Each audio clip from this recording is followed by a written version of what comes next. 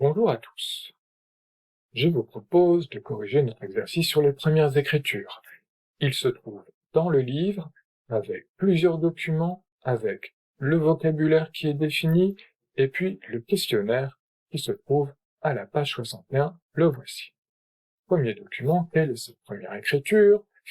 On voit d'abord que c'est sur une forme carrée, que c'est en argile. Cette première écriture, il y a son nom ici, pictogramme. Voilà. Picto, ça veut dire image, et c'est vrai que quand on regarde bien, on reconnaît peut-être parfois quelques formes, peut-être un arbre, peut-être une main.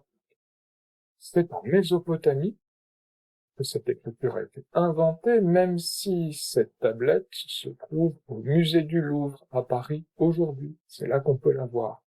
Et puis, elle a été écrite en 3300 avant Jésus-Christ, cette tablette. Deuxième document, c'est toujours sur une tablette. Là, on nous demande le nom de cette écriture. On voit qu'elle est un peu différente, cette écriture. On voit que la tablette est quadrillée, il y a plein de formes qui sont comme des pics un peu partout. Alors justement, cette écriture s'appelle l'écriture cunéiforme, c'est-à-dire en forme de coin, en forme de clou aussi. C'est sur une tablette en argile. C'est en Mésopotamie que cette écriture a été inventée en 2360 avant Jésus-Christ, et cette tablette se trouve aussi à Paris, au musée du Louvre. Si on compare maintenant les deux écritures sur ces deux tablettes, que remarque-t-on? Donc ici, on a les pictogrammes. Et en deuxième position, les cunéiformes. À nouveau, les pictogrammes, les cunéiformes. Si je prends l'âne, je reconnais un peu les oreilles, le cou de l'âne, peut-être son museau. Quand je regarde en cunéiforme, c'est un peu plus difficile. On peut un peu mieux sur les oreilles, mais déjà il a un peu basculé, donc si je ne sais pas que ça désigne un âne, je reconnais pas tellement l'âne. Là, je peux reconnaître que c'est un animal, pas forcément l'âne. Si je prends l'homme, en pictogramme, une tête un peu. Là, c'est allongé, il y a des pointes partout, on reconnaît un peu la forme, non, mais on voit que c'est une écriture. En fait, on a le sentiment que cette écriture, c'est vraiment des dessins. Parfois, on les reconnaît bien. Par exemple, pour la femme, je dis, tiens, c'est peut-être un peu le sexe de la femme. Oui, peut-être, hein. Là, c'est un petit blé. Par contre, l'écriture cunéiforme, c'est des signes, sentiments qu'il faut les connaître pour pouvoir les reconnaître. Alors que ces dessins, il n'y a peut-être pas besoin de savoir les faire pour reconnaître. Ça, des signes.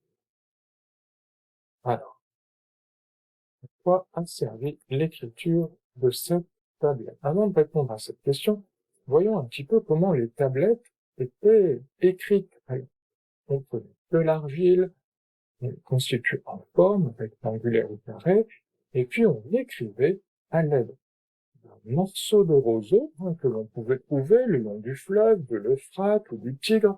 On taillait ce roseau s'appelle un calame, et puis on appuyait avec ce calame, soit d'un côté, soit de l'autre, pour obtenir des formes un peu différentes. Elle est forme en coin, ici, là on reconnaît la femme, oui, ou alors on va voir un petit peu ce que ça donnait sur les tableaux. Voilà le calame, et selon la manière dont on positionne le calame sur l'argile, on va obtenir soit un cercle, soit une forme un peu oblongue, un peu ovale, soit une forme en coin.